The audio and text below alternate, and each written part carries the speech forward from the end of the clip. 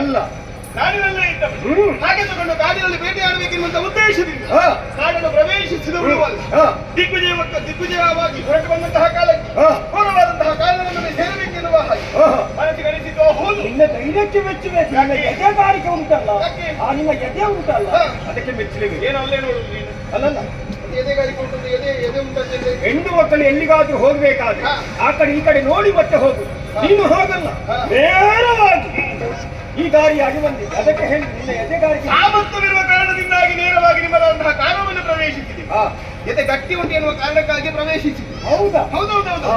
ಎದುರಾಗಿ ಯಾರಾದರೂ ಬಂದರೂ ಕೂಡ ವಿರೋಧಿಸುತ್ತೇನೆ ಎನ್ನುವಂತಹ ಸಾಮರ್ಥ್ಯ ನನ್ನಲ್ಲಿದ್ದ ಕಾರಣದಿಂದಾಗಿ ಅದರ ಕುರಿತಾಗಿ ಆಲೋಚಿಸುತ್ತಲೇ ಮುಂದುವರೆದವಳಿದ್ದೇನೆ. ಓಹೋ, ನೀನು ಕಾಡಿನಲ್ಲಿ ಇದ್ದುಕೊಂಡು ಕಾಡ ಮೃಗಗಳನ್ನು ಬೇಟೆಯಾಡುವ ಮೂಲಕವಾಗಿ ಅದನ್ನೇ ತಿನ್ನುವುದು ನಿನ್ನ ಉದ್ಯೋಗ.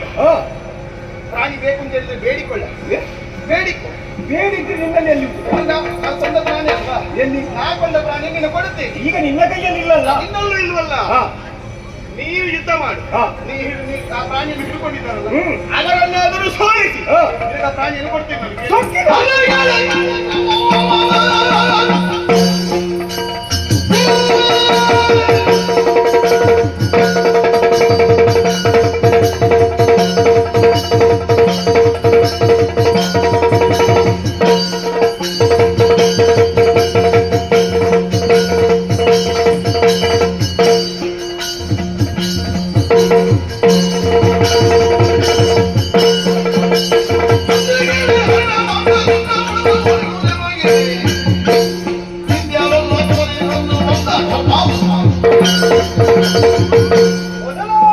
ಸಾವಧಾನದಿಂದ ಮಾತಾಡಿ. ಹೆಣ್ಣು ಮಾತಿಗೆ ಬಗ್ಗೆ ಆದ್ರೂ ಹೋಗ್ತಾಳೆ ಎಂಬುದಾಗಿ. ಆದ್ರೆ ನಿನ್ನ ಸೊಕ್ಕಿದ ಹೆಣ್ಣು ಅಂತ ನನಗೆ ಈಗ ಗೊತ್ತಾಗಿ.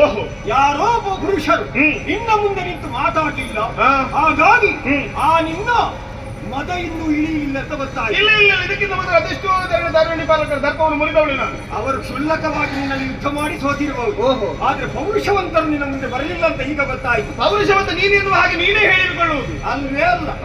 ನಾವು ಈ ಕಾಡಿನಲ್ಲಿ ಇದ್ದುಕೊಂಡು ಯಾವನೇ ಒಬ್ಬ ಮನುಜ ಅಥವಾ ಯಾರೇ ಬರಲಿ ಅವರನ್ನು ದಂಡಿಸಿ ಶಿಕ್ಷೆ ಕೊಡುವುದರ ಜೊತೆಯಲ್ಲಿ ಅವರ ಕಥೆಯನ್ನು ಮುಗಿಸಿದಂತಹ ಪ್ರಸಂಗಗಳಿವೆ.